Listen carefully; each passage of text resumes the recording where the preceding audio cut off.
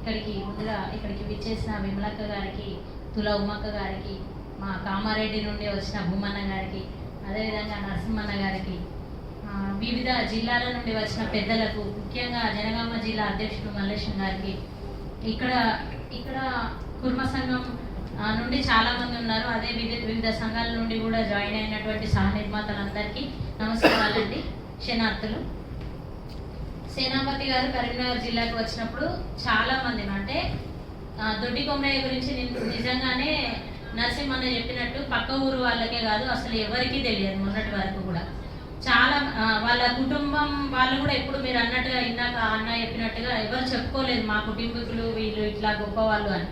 so కొంచెం మేము ఇప్పుడు అందరం ముందుకు వచ్చి దొడ్డి కొమరయ్య గారి చరిత్రను మా వరకు తెలుసుకొని మా నుండి భవిష్యత్ తరాల్లో బహుజనులందరూ